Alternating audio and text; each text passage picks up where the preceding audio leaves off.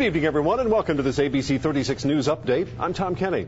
The way Keeneland Racecourse runs its track here in Lexington, from the pre-race preps to the post-race drug testing, has earned them national recognition. The Safety and Integrity Certification from the National Thoroughbred Racing Association made Keeneland just the second racetrack in the country to earn accreditation. Churchill Downs was the first.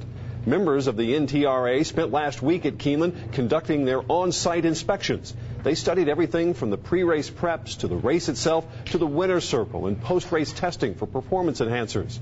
They were looking at safety for both the horse and the jockey. Its review also has the fans in mind as well, ensuring that the integrity of the sport is intact.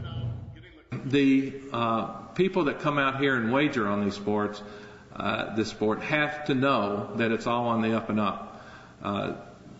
Parimutuel wagering is wagering among ourselves. It is each, that's how the payoffs are decided, among ourselves. And so each one of us must have an even break. And we cannot turn our back on the integrity of the wagering dollar. There is a baseline of expectations to meet for accreditation. The NTRA found that in many cases Keeneland exceeded those. ABC 36 News has learned that charges have been dropped against a Bed Bath & Beyond manager in Lexington who wouldn't call 911 after being told a child was locked in a hot van outside of the business. That's Elizabeth Miller. She was charged with failure to report child abuse or neglect.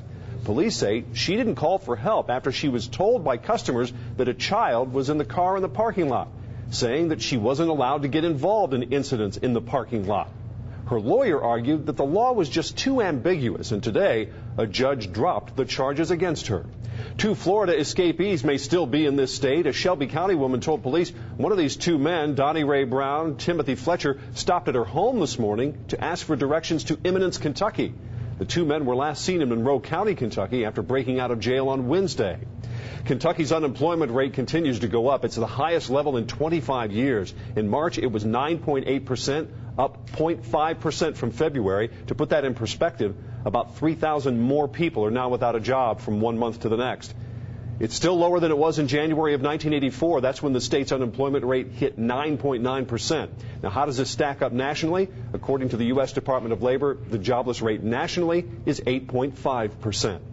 DHL Express is coming to Kentucky. The shipping company is going to move its U.S. hub operations for international business to the Cincinnati Northern Kentucky International Airport. That'll mean 180 full-time jobs, 650 part-time jobs. And that is our news update.